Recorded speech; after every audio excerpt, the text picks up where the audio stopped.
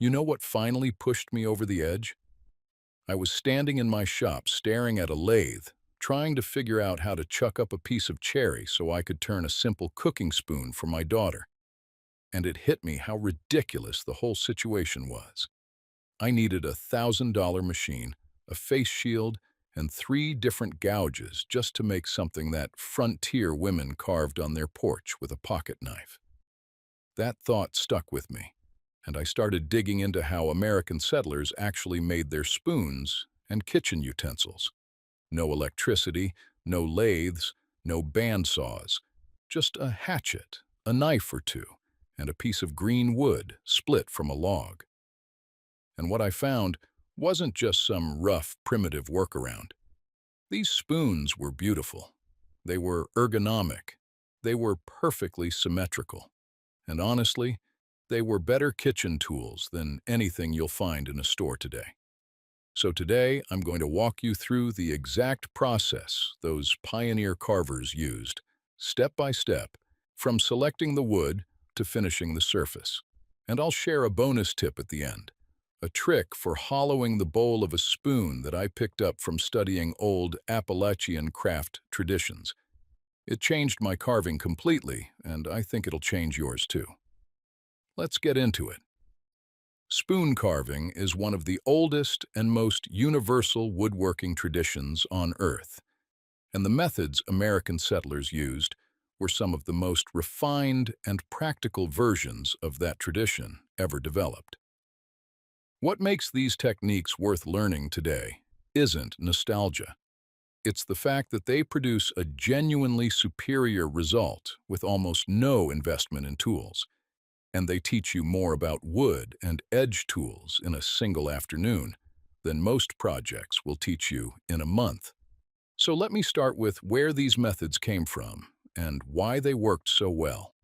When we talk about pioneer spoon carving, we're really talking about a craft tradition that stretches from roughly the 1760s through the late 1800s, concentrated in Appalachia, the Ohio River Valley, and across the Midwestern frontier. But here's what most people don't realize. A huge number of those settlers came from Scandinavian and Northern European backgrounds, and they brought with them a tradition called slöjd. Slöjd is a Swedish word that roughly means skilled craft, and it was a formalized system of working wood by hand, starting with simple objects like spoons and butter knives, and progressing to more complex projects. The idea was that you learned to read wood, to understand grain direction and fiber structure, before you ever attempted furniture or joinery. So when a frontier family needed spoons, ladles, spatulas, and stirring paddles, they weren't just hacking away at a chunk of firewood. They were drawing on generations of knowledge about how to work green wood efficiently with hand tools, and the results speak for themselves. I've held original pioneer spoons in museums, collections that are over 200 years old, and the craftsmanship is stunning. Thin walls, graceful curves, handles that fit the hand like they were molded to it. These people knew exactly what they were doing. The philosophy behind it is simple and practical. You start with a piece of green wood that's easy to cut. You remove material in a logical sequence from rough to fine, and you let the wood tell you what shape it wants to become. That's not poetry. That's the most efficient way to carve a spoon. And once you understand the sequence, you can go from a fresh split log to a finished spoon in about 45 minutes. The first thing the settlers got right, and the first thing most modern carvers get wrong, is wood selection. This isn't about walking into a lumber yard and picking up a kiln-dried board. Pioneer carvers worked almost exclusively with green wood, meaning freshly cut, still full of moisture. And there's a critical reason for that. Green wood cuts like butter. A sharp knife moves through it with minimal effort. The fibers shear cleanly, and you get a smooth surface straight off the blade. Try the same cut on a kiln-dried piece of hard maple, and you'll feel like you're carving concrete. The species they reached for most often were birch, cherry, apple, maple, and black walnut. Each one has properties that make it ideal for kitchen utensils. Cherry and apple are tight-grained, naturally resistant to splitting, and they develop a beautiful patina with use. Birch carves easily when green and hardens nicely as it dries. Walnut has natural antibacterial properties and won't transfer flavors to food. Hard maple is tougher to carve but extremely durable. Here's the detail that matters most, and the one I had to learn the hard way. You don't just grab any piece of green wood. You want a straight-grained section, ideally split from a log rather than sawn. When you split a piece of cherry or birch along the grain with a hatchet, the fibers separate, naturally along their strongest line. That means your spoon blank has continuous grain running from the tip of the handle to the end of the bowl. If you saw across the grain instead, you introduce short grain in the transition between handle and bowl, and that's exactly where spoons break. The settlers knew this instinctively. They'd split a 6-inch diameter log in half, then split each half again into quarters, and each quarter would yield one spoon blank roughly 8 to 9 inches long, about 1.5 inches thick, and 2 to 2.5 inches wide. The curve of the log's growth rings naturally suggested the scoop of the bowl. They weren't fighting the wood, they were reading it. The second step in the process is where most people are surprised, because it doesn't involve a knife at all. It involves a hatchet.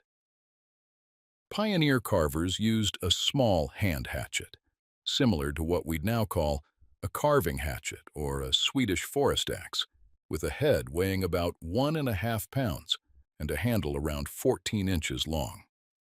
The blade was ground with a single bevel, flat on one side and angled on the other, which gave them tremendous control for precise cuts. Before they ever touched a knife, they would rough out the entire profile of the spoon with the hatchet. They'd set the blank on a chopping block, usually a flat-topped stump, and work through a specific sequence. First, they'd shape the plan view, which is the outline of the spoon as seen from above.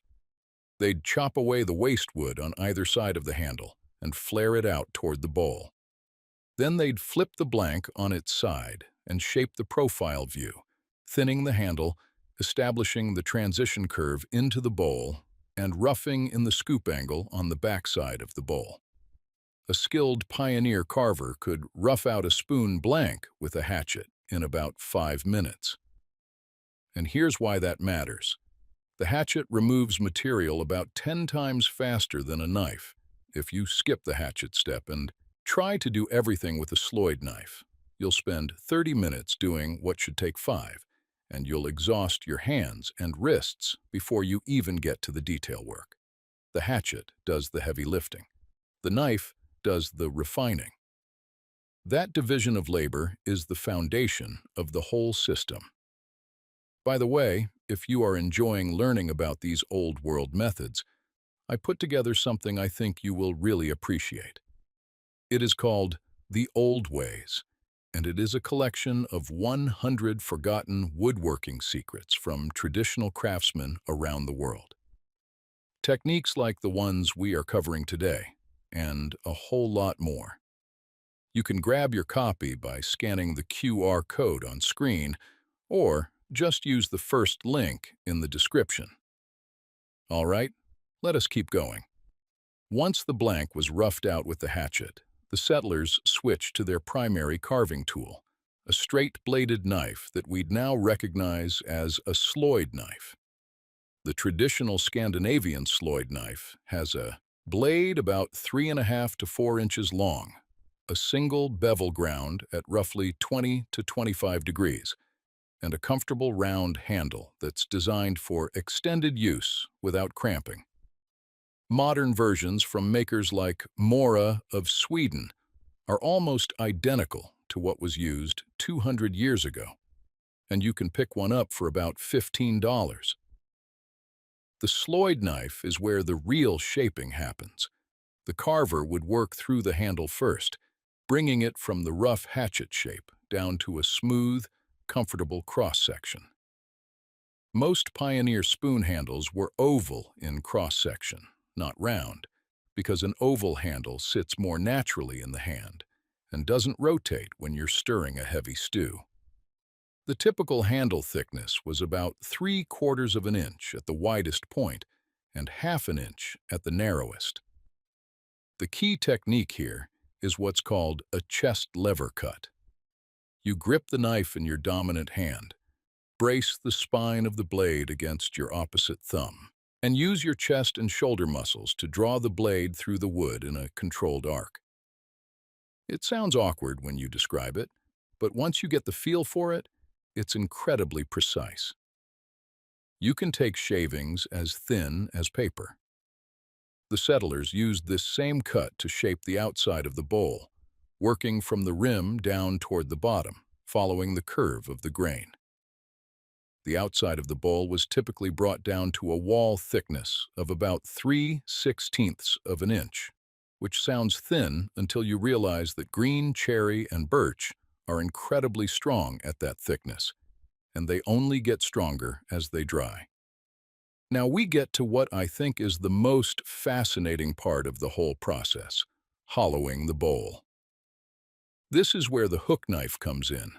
A hook knife, also called a crook knife or spoon knife, has a curved blade that sweeps around in a tight arc, almost like a small gouge bent into a hook shape. The cutting edge is on the inside of the curve. Traditional versions had a blade radius of about 1 to 1¼ inches, which matches the scoop of a typical eating spoon perfectly. The technique for using a hook knife is completely different from any other knife cut in woodworking. You grip the handle with your dominant hand and make a scooping motion, pulling the blade toward you and across the bowl in a sweeping arc. Each pass removes a small, controlled curl of wood. You work from the center of the bowl outward toward the rim, rotating the spoon as you go. The goal is to create a smooth, even hollow, with consistent wall thickness all the way around. Here's what took me the longest to learn. You don't force the hook knife. You let the curve of the blade do the work. If you push too hard, the blade digs in and tears the grain. But if you use a light touch and let the sweep of the blade follow the natural arc, the wood peels away in clean, even curls. When I finally got this right, it was one of those moments where everything clicks. The shavings were coming off thin and uniform. The surface inside the bowl was smooth enough that it barely needed any further work, and the whole process felt effortless. That's when I understood why the settlers could carve a spoon in under an hour. They weren't working hard. They were working smart, using the right tool for each stage and letting the edge do the cutting. The wall thickness target for the bowl was typically around 3/16 of an inch at the sides and 1/4 inch at the bottom. You check this by holding the spoon up to a light source. With green wood that thin, light will glow through the walls, and you can see immediately if one side is thicker than the other. That's how the settlers checked their symmetry, and it works perfectly. Now here's something that surprised me when I first started studying this tradition.